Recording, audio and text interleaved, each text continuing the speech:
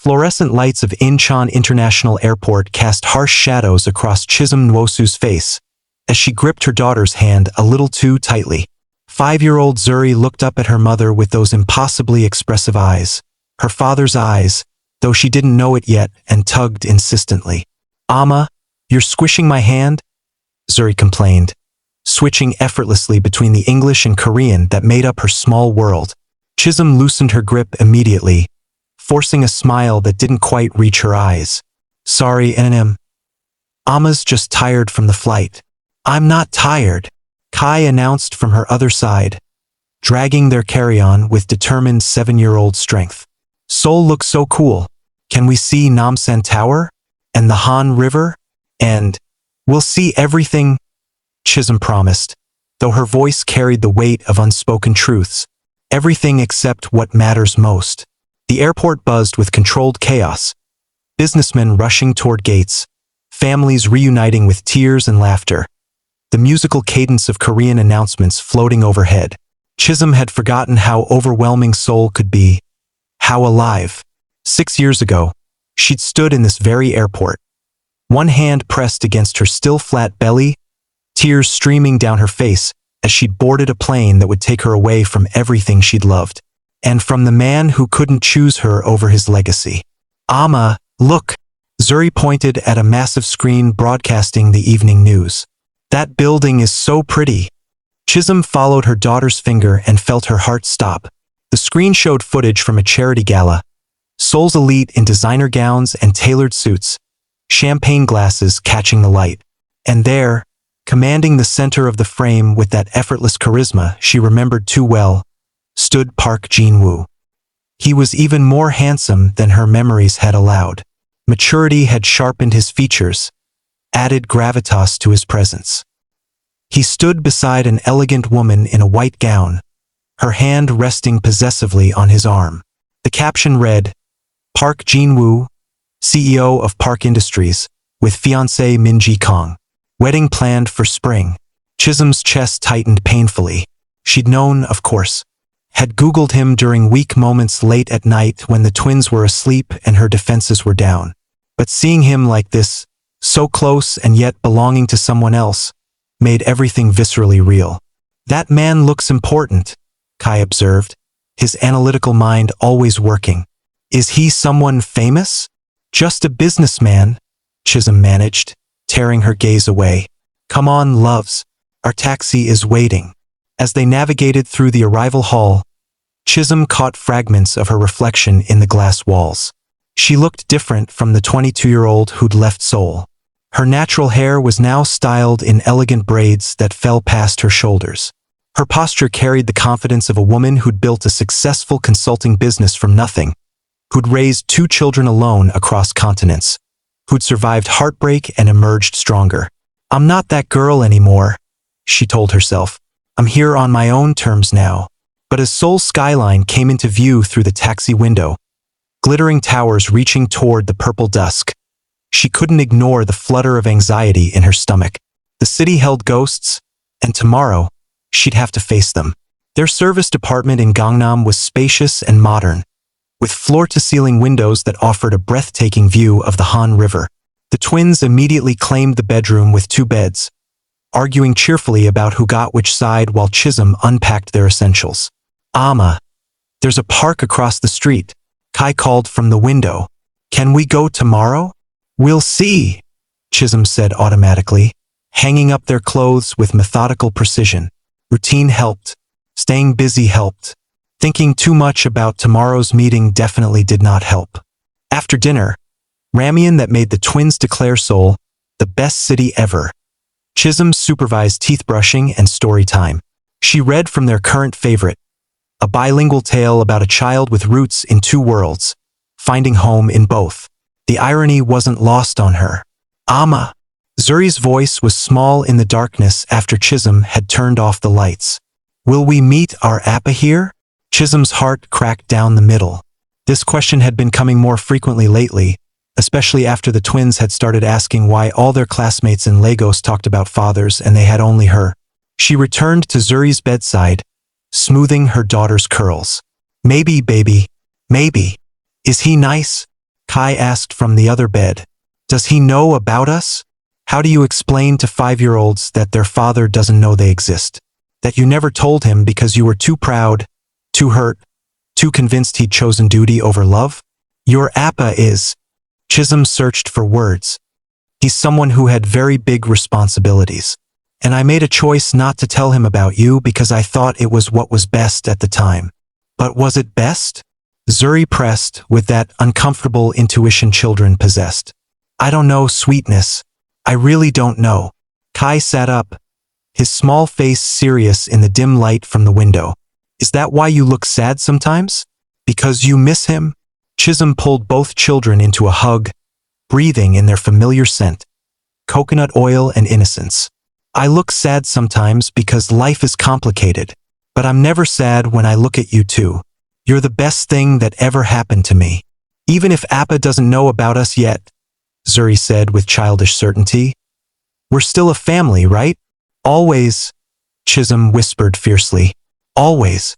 After the twins finally drifted to sleep, Chisom stood at the window, watching the lights dance on the Han River. Somewhere out there, Jin-woo was preparing for his wedding, living the life his family had demanded. And tomorrow, she'd walk into his office and pretend her heart wasn't shattering all over again. Her phone buzzed with a message from her boss. Meeting confirmed for 10 a.m. Park Industries, 45th floor. Park Jin-woo will be present. This is our biggest contract yet. Make it count. Chisom's hands trembled as she typed back. I'll be ready. But as she looked at her children's sleeping forms, Jin-woo's face reflected in Kai's features, his smile in Zuri's expressions. She wondered if she'd ever truly be ready to face the man who'd once been her entire world. I came back to build my future, she reminded herself. I didn't expect to have to face my past quite so soon. The next morning arrived with the kind of crystalline clarity that Seoul mornings were famous for. Chisom woke before dawn, her body clock still confused by the time change, and stood under the shower longer than necessary, as if hot water could wash away 6 years of complicated feelings. She dressed with military precision, a Navy power suit that Adana had helped her pick out, emphasizing looking successful enough that no one dares question why you're there. Her braids were swept into an elegant updo, minimal jewelry, professional armor, every inch of it. Amma, you look like a superhero, Zuri announced at breakfast, and Chisom laughed despite her nerves. Just Amma going to work, baby. The twins' new international school was on the way to the Park Industries building, and Chisom walked them to their classroom, meeting their teacher, a kind woman named Mississippi Park who immediately made the children feel welcome. They'll be fine, Mississippi Park assured Chisom, who was lingering longer than necessary. First day nerves. Something like that, Chisom admitted. As she walked back to the waiting taxi, Seoul rushed around her. Business people hurrying to meetings, street vendors setting up, the city's pulse quick and insistent. She'd forgotten this energy, how alive everything felt here. Lagos had its own rhythm, but Seoul's was different. Polished, efficient, unforgiving of weakness. Be strong, she told herself. You've faced harder things than an ex-lover. But as the taxi pulled up to Park Industries, a gleaming tower of glass and steel that seemed to pierce the sky itself, Chisom felt 22 again, small and overwhelmed and desperately in love with a man who could never fully be hers. The lobby was all marble and modern art, the kind of calculated elegance that screamed old money and older traditions. Chisom's heels clicked against the floor as she approached the reception desk, where her colleagues were already waiting. Ms. Nwosu, James Kim, her team leader, greeted her warmly. Ready for the big presentation? Always, she lied smoothly. The elevator ride to the 45th floor felt interminable. James briefed the team, his voice buzzing with excitement about landing Park Industries as a client. Chisom nodded in the right places, but her mind was spinning. Maybe he won't remember. Maybe 6 years has erased what we had. Maybe the elevator doors opened directly into a reception area more luxurious than some hotels. A secretary, impeccably dressed, impossibly young, guided them to a conference room with floor-to-ceiling windows overlooking all of Seoul. Mr. Park will join you shortly, the secretary said with a professional smile. Can I get anyone coffee? Chisom shook her head, not trusting her voice. Her colleagues settled around the massive table, pulling out laptops and presentation materials. She took a seat with a clear view of the door, telling herself she needed to see him coming, needed to prepare. The minutes stretched like hours. Then, finally, she heard voices in the hallway, Jin-woo's laugh, that deep, genuine sound that used to make her heart race. The door opened. Park Jin-woo entered mid-conversation with an assistant, something about quarterly reports, and his laugh faded as his gaze swept the room. When his eyes landed on Chisom, everything stopped. The file folder in his hands slipped, papers scattering across the expensive carpet. His face went through a series of expressions so quickly Chisom could barely track them. Shock, disbelief, pain, anger, something that might have been hope. Chisom. Her name fell from his lips like a prayer, barely audible. The conference room went silent. Every person present could feel the tension crackling between them, thick enough to choke on. Chisom stood, extending her hand with practiced professionalism, even as her heart threatened to beat out of her chest. Mr. Park, it's a pleasure to meet you. Complete lie. Jin-woo stared at her outstretched hand like it was both lifeline and weapon. When he finally took it, his touch sent electricity shooting up her arm. 6 years vanished in an instant. She was 22 again, laughing with him on a bridge over the Han River, believing love could conquer family expectations and tradition, and everything that would eventually tear them apart. The pleasure is mine, Jin-woo said, his voice rough. His hand lingered on hers a moment too long before he released it, seeming to remember where they were. The meeting proceeded with painful awkwardness. Chisom delivered her presentation flawlessly, years of professional experience overriding personal chaos, explaining her firm's approach to cultural consulting, how they'd helped multinational corporations navigate the complexities of expanding into African markets. But Jin-woo barely seemed to hear the actual content. He kept staring at her, asking questions that were sometimes relevant and sometimes clearly just excuses to hear her speak. His assistant kept giving him confused looks. James shot Chisom a questioning glance that she studiously ignored. When she clicked to a slide showing successful case studies, Jin-woo interrupted. Ms. Nwosu, you've obviously done remarkable work. How long have you been in this field? 6 years, she said, meeting his eyes directly. I started my company 6 years ago, right after I left you, right after your mother paid me to disappear. Understanding flickered across Jin-woo's face. He knew exactly what those 6 years meant. Finally, mercifully, the presentation ended. James stood, shaking hands with Jin-woo's team, discussing timelines and contracts. Chisom gathered her materials with shaking hands, desperate to escape. Ms. Nwosu, Jin-woo's voice stopped her at the door. A moment, please. Her colleagues filed out, and suddenly they were alone in the vast conference room. Seoul spreading out below them like a kingdom Jin-woo had been born to rule. The moment the door closed, his composure cracked. 6 years, Chisom. 6 years and not a single word. She forced herself to meet his gaze. You made your choice. Your family. I looked for you. The words exploded from him. For months I looked everywhere. You changed your number. Deleted all your social media. Your friends wouldn't tell me anything. It was like you'd never existed. Maybe that was the point, Chisom said quietly. Jin-woo moved closer, and she caught his scent. Still the same cologne, cedar and something crisp that used to cling to her clothes after they'd been together. This is inappropriate. I'm here professionally, Mr. Park. Professionally? He laughed, a bitter sound. You disappear from my life without explanation and now you're professional? What did you expect? Chisom's own anger finally surfaced. That I'd stay and watch you choose your family's expectations over us every single day? Watch you slowly resent me for making your life complicated. That's not fair. Your mother made it very clear I wasn't welcome in your world. Chisom cut him off. She was right. I didn't belong there. Jin-woo went very still. My mother? What did she... Realization dawned across his features. What did she do? It doesn't matter anymore. Chisom turned toward the door again. You're engaged. Congratulations, Jin-woo. I hope you'll be very happy. Chisom, wait. He caught her arm gently. Please, I need to understand. Why did you really leave? She looked at his hand on her arm, then up at his face. Older now, but still so familiar it hurt.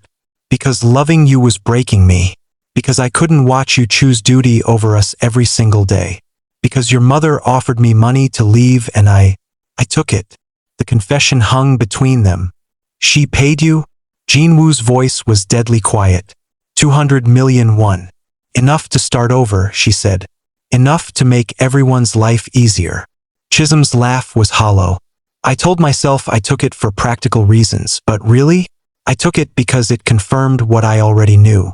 That I'd never be enough for your world. Jin-woo's jaw clenched. You were always enough. You were everything. Then why didn't you fight harder? The question escaped before Chisom could stop it. Why did it take your mother one conversation to make me leave? Before Jin-woo could answer, his phone buzzed insistently. He glanced at it and cursed softly. I have to take this. But Chisom. He looked at her with an intensity that made her breath catch. Have dinner with me. Tomorrow. Please. We need closure if nothing else. Every instinct screamed at her to refuse, to protect herself, to run like she had 6 years ago. But she was tired of running. And maybe closure was exactly what they both needed. One dinner, she agreed. For closure. Thank you. Jin-woo's relief was palpable. I'll send you the details. Chisom left the conference room on unsteady legs, grateful her colleagues had already gone ahead to the lobby. In the elevator, she caught her reflection in the polished steel doors.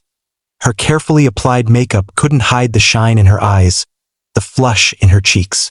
One dinner, she told herself. Then you can move on. Finally.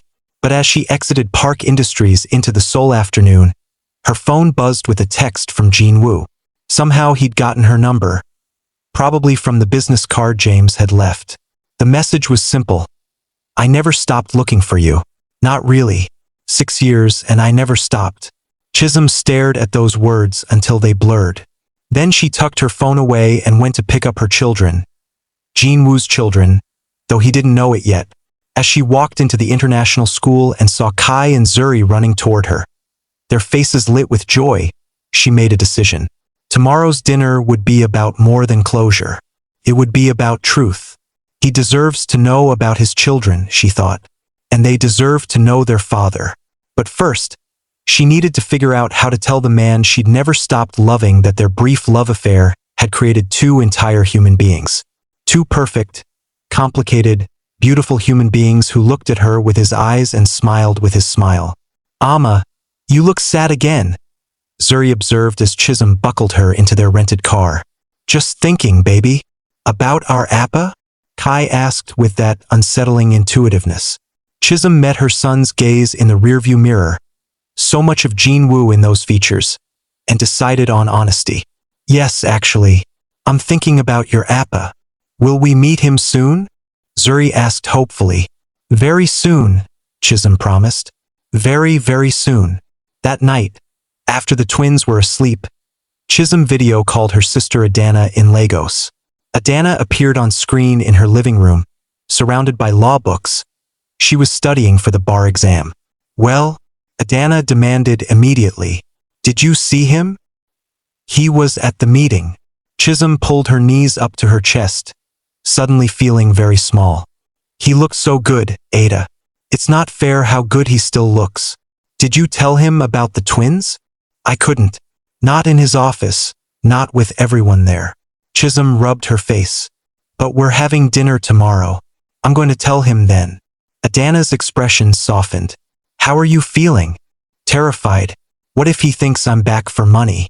What if he thinks I used the children as some kind of leverage? Then he's not the man you fell in love with, Adana said firmly. Chisom, you've raised those babies alone for 5 years. You've built a successful business.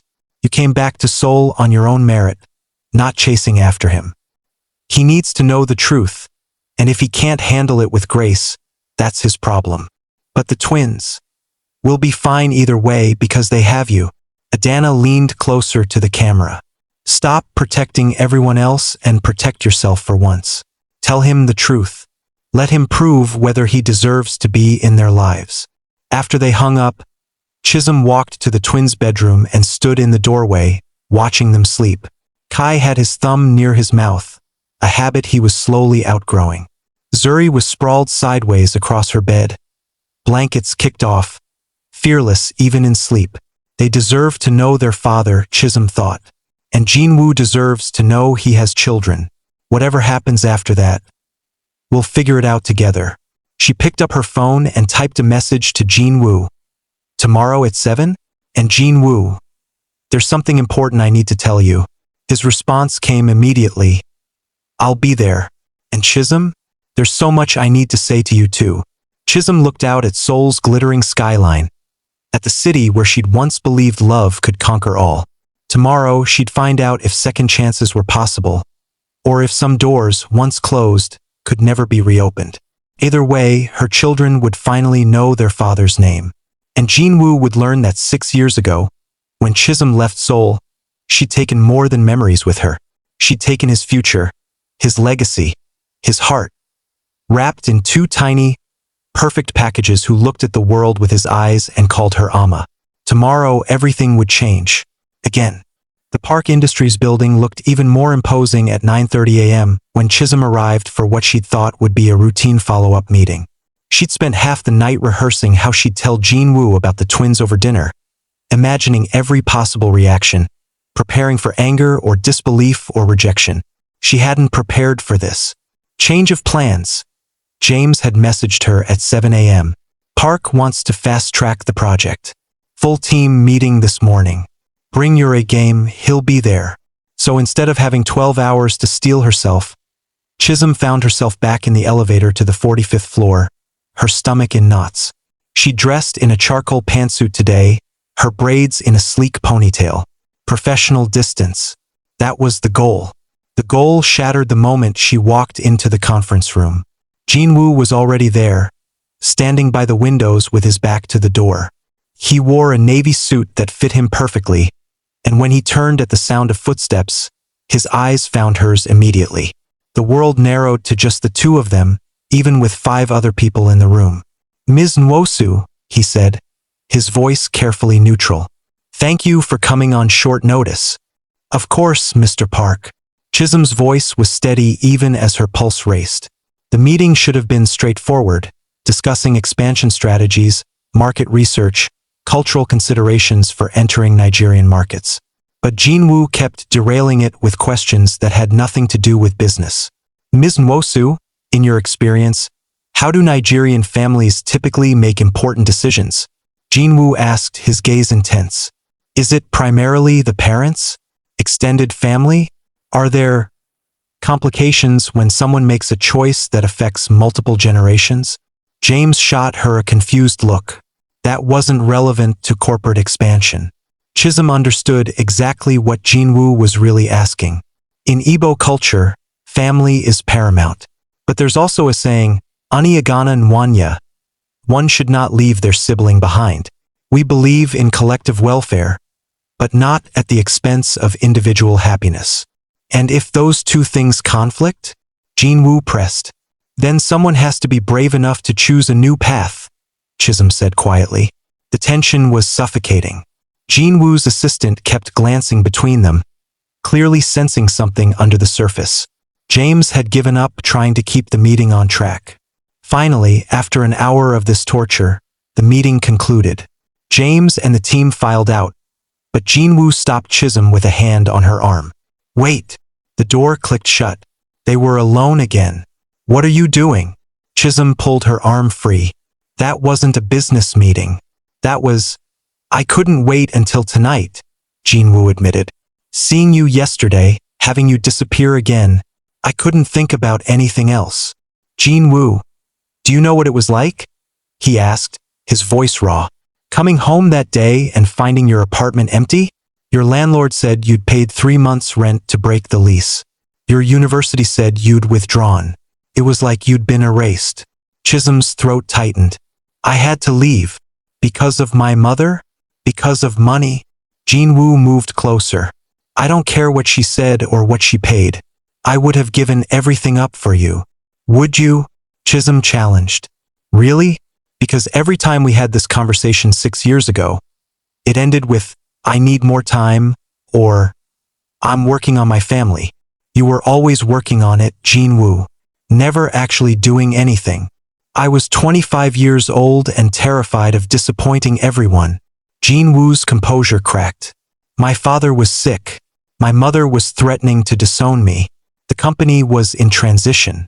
You wanted me to just walk away from all of that. I wanted you to choose me. Chisom's voice broke. Just once, I wanted to come first. The confession hung between them like a wound. Jin-woo's expression softened. You always came first. In here.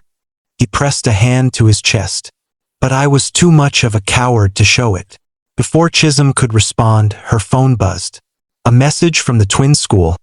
Hi Ms. Nwosu. Just checking that you received our earlier email about early pickup today. We close at 2 p.m. for teacher training.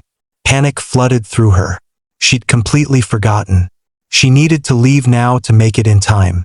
I have to go, she said abruptly. I'm sorry, Tonight, Jin-woo said urgently.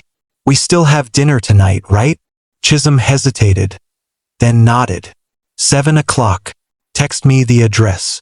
She rushed out before he could say anything else, her mind already calculating logistics. She could pick up the twins, take them back to the apartment, maybe call the babysitting service the school had recommended. She was so preoccupied that she didn't notice Jin-woo following her to the elevators until he spoke. Chisom, are you okay? You seem… I'm fine, she said quickly. Just personal obligations. The elevator arrived. She stepped in, grateful for the escape, but Jin-woo followed her in. You don't have to explain, he said as the doors closed. But if you need help with anything… I don't need anything from you, Chisom said, more harshly than she'd intended. Jin-woo flinched. They rode down in silence, the air thick with unspoken words in the lobby. Chisom practically ran for the exit. She had 30 minutes to get across town to the school. If she was late again, Mississippi Park would start asking questions about her support system, her backup plans. Because single mothers always have to prove they have everything under control. Chisom thought bitterly as she climbed into a taxi. She made it to the school with 5 minutes to spare. The twins burst out of their classroom, full of energy and stories about their day. Amma, we learned about Hangul today, Kai exclaimed. Did you know Korean has its own alphabet? I did know that, Chisom said, pulling them both into a hug. Did you have fun? So much fun, Zuri confirmed. Can we go to the park now? The one by our apartment? Please. Chisom checked her watch. It was 2:15. She had hours before she needed to get ready for dinner. Some fresh air might actually help clear her head. Sure, babies. Let's go to the park. Across town, Jin-woo sat in his office, unable to focus on the quarterly reports spread across his desk. His assistant had asked him 3 times if he was all right. He'd lied 3 times. He wasn't all right. Seeing Chisom again had cracked something open inside him that he'd spent 6 years trying to seal shut. All the old feelings, love, longing, regret, came flooding back. His phone rang. His mother's number. Jin-woo considered ignoring it, then answered. Iyama. Jin-woo-ya, we need to talk about the wedding preparations. Minji's mother called about the venue. Not now. Jin-woo cut her off. Silence on the other end. Park Hyun-suk was not accustomed to being interrupted. Excuse me? Her voice was cold. I said not now. I'm busy. Too busy for your family? For your fiancé? Jin-woo closed his eyes. Yama, I'll call you back. He hung up before she could respond. A small act of rebellion that would have consequences. But he couldn't think about that now. He could only think about Chisom, how she'd looked at him in that conference room, the pain in her eyes when she'd said, I wanted you to choose me. Had he really been such a coward? Had he really let her slip away because he'd been too afraid to stand up to his family?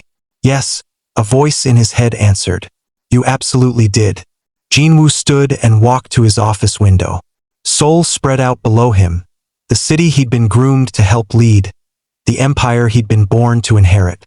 6 years ago, this view had represented duty, responsibility, legacy. Now it just looked like a very beautiful cage. His phone buzzed with a text from Minji. We need to talk. Can you meet me at my gallery this afternoon? It's important. Jin-woo sighed. Another conversation he wasn't ready for. But Minji deserved honesty, even if it would complicate everything. He typed back, 4 p.m.? Her response was immediate.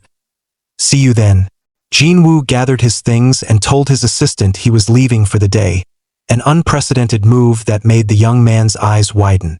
But Jin-woo was done pretending everything was fine when his entire world had been upended by the return of the woman he'd never stopped loving. He needed to clear his head before dinner tonight. Needed to figure out what he was going to say to Chisom, how to make her understand that losing her had been the biggest regret of his life. But first, he needed to talk to Minji. The park near Chisom's apartment was modest but charming, with playground equipment and walking paths winding through carefully maintained greenery. The twins immediately ran for the swings, their laughter carrying on the autumn breeze. Chisom sat on a bench watching them play. Zuri was fearless on the monkey bars while Kai methodically built something elaborate in the sandbox.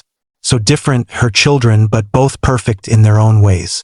A group of Korean mothers sat on a nearby bench, their children playing together. They kept glancing at Chisom and the twins, whispering. Chisom was used to it, the stares, the curiosity, sometimes the outright hostility. Biracial children weren't uncommon in Seoul anymore, but they still drew attention. Amma, look how high I can swing, Zuri called. I see you, baby. Be careful.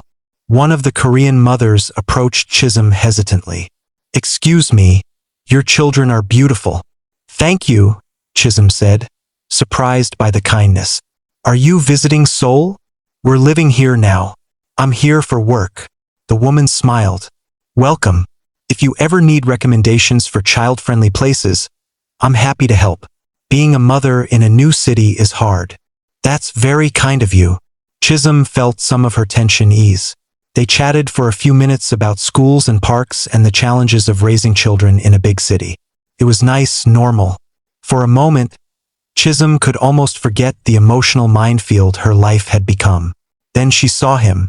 Park Jin-woo was walking through the park, hands in his pockets, head down like he was lost in thought.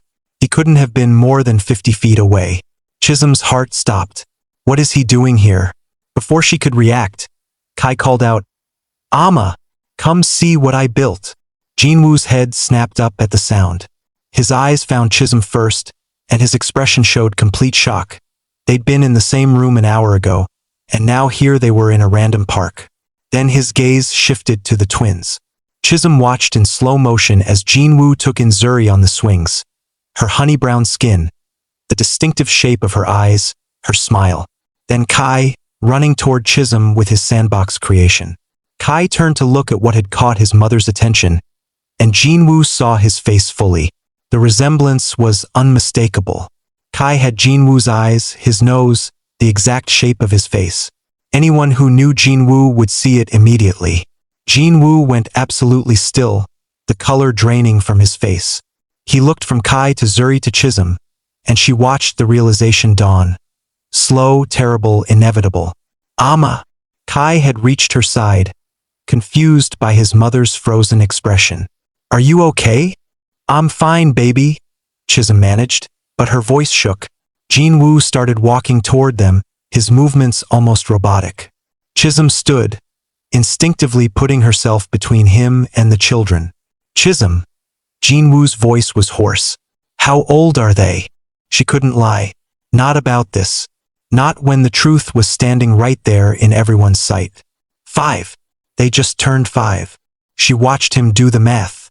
Watched his face go through shock, disbelief, understanding, then something that looked like devastation. They're mine, he said. It wasn't a question. Chisom could only nod, tears pricking her eyes. Ama. Who's that man? Zuri had joined them now, looking up at Jin-woo with curious eyes. His eyes reflected back at him. Jin-woo knelt down slowly to the twins' level, and Chisom saw his hands were shaking. Up close, the resemblance was even more striking. These were undeniably his children. Hi, Jin-woo said, his voice breaking slightly. My name is Park Jin-woo. That's a Korean name, Kai observed. Like ours. I'm Kai Park Nwosu, and this is my sister Zuri. Park? Jin-woo repeated, looking up at Chisom with wonder and anguish mixed together. You gave them my name. It's their name too, Chisom said quietly. They have a right to both sides of their heritage. Zuri, with the fearless directness of a 5-year-old, stepped closer to Jin-woo. Why are you staring at us? Do we know you? Jin-woo's eyes filled with tears, and he blinked rapidly, trying to maintain composure in front of these children. His children, who were looking at him like he was just another stranger in the park. I know your mother, Jin-woo managed. We were friends a long time ago. Before we were born? Kai asked with that analytical precision he'd inherited from his father. Yes, before you were born. Chisom watched this scene unfold with her heart in her throat. This wasn't how she'd planned to tell him. She'd imagined dinner, a private conversation, time to explain her reasons. Not this, not her children staring at their father while he tried not to fall apart in a public park. Kids, Chisom said, her voice surprisingly steady. Why don't you go play for a few more minutes? Stay where I can see you. But Ama, Zuri started to protest. Now, please. Something in Chisom's tone made both twins obey without further argument. They ran back toward the playground, though Kai kept looking back over his shoulder. The moment they were out of earshot, Jin-woo stood, and the careful control he'd been maintaining shattered. 5 years, he breathed. 5 years, Chisom. You kept them from me for 5 years. I kept them safe. Chisom shot back, her own emotions breaking through. I kept them away from a family that would have looked at them like they were mistakes, like they were problems to be managed. That's not fair, isn't it? Chisom's voice rose slightly. Your mother paid me to disappear. What do you think she would have done if she'd known I was pregnant? What would your family have demanded? Jin-woo opened his mouth, then closed it. They both knew the answer. His family would have either denied the children entirely or tried to take them, raising them as Parks while cutting Chisom out completely. You should have told me, Jin-woo said, but his voice was less angry now, more broken. You should have at least given me the choice. You'd already made your choice. Chisom's own tears started falling. Every day for months you chose your family, your company, your duty. What was I supposed to think? That a baby would suddenly change everything? Yes, Jin-woo practically shouted, then caught himself, lowering his voice. Yes, Chisom. A baby, our babies, would have changed everything. I would have. He broke off, running his hands through his hair. God, I've missed so much. Their first steps, their first words. 5 years of their lives. I know, Chisom whispered. I'm sorry. I'm so sorry. They stood there, both crying now, years of hurt and longing and regret between them. What are their names? Jin-woo asked finally, his voice hoarse. Tell me everything about them. Chisom wiped her eyes, glancing at the twins to make sure they were still occupied. Zuri, it means beautiful in Swahili. She's fearless, Jin-woo. Absolutely fearless. She climbs everything, asks a million questions, makes friends everywhere we go. She wants to be an astronaut or a dancer or possibly the president of Nigeria, depending on the day. Jin-woo laughed through his tears, watching Zuri hang upside down from the monkey bars.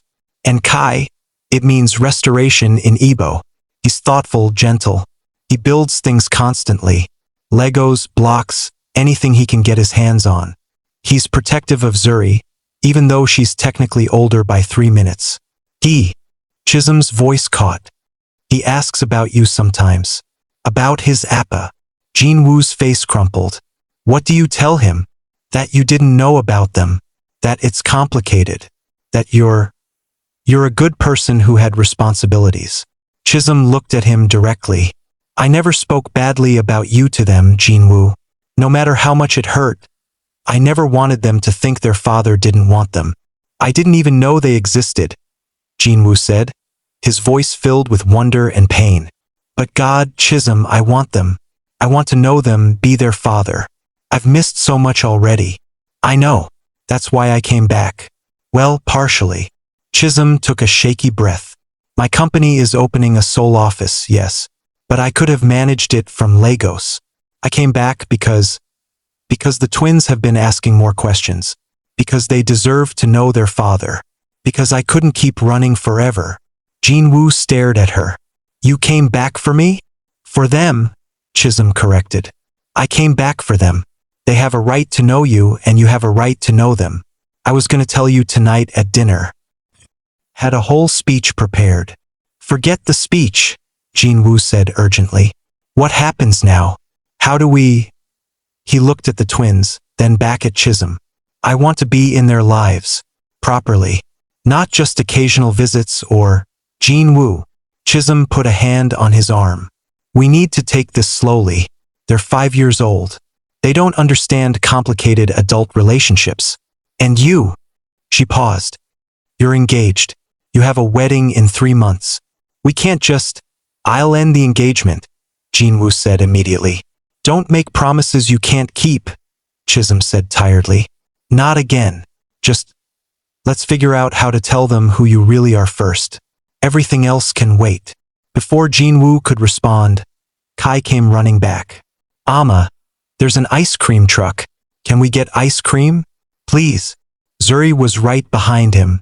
Please, Amma? We've been so good. Chisom looked at Jin-woo helplessly. This was happening too fast. Everything spiraling out of her control. I'll get it, Jin-woo said quietly. If that's okay? The twins looked at him with sudden interest. Really? Zuri asked.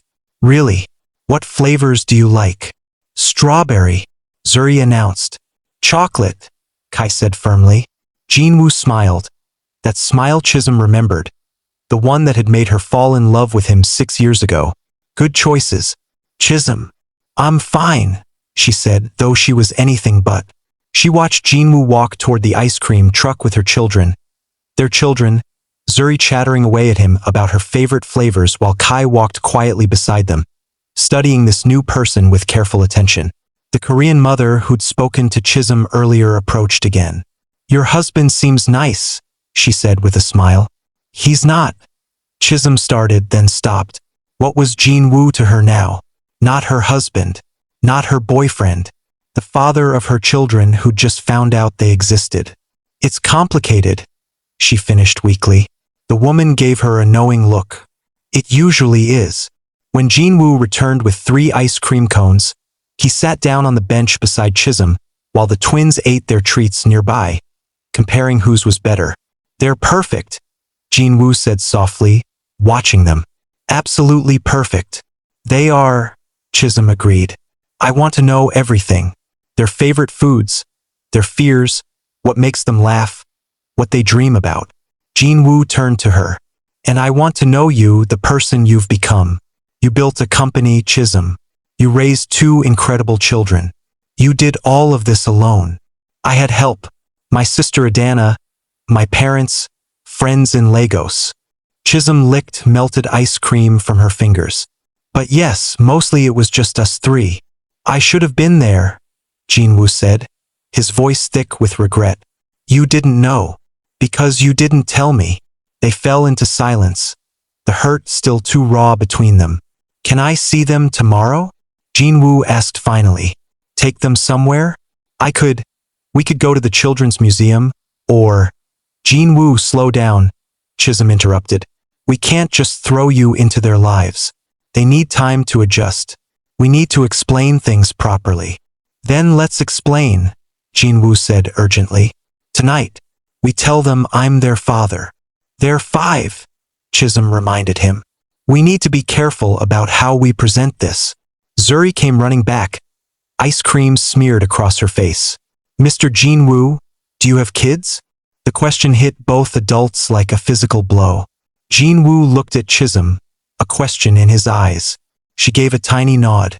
I do, actually, Jin-woo said carefully. I just found out about them today. Are they nice? Zuri asked innocently.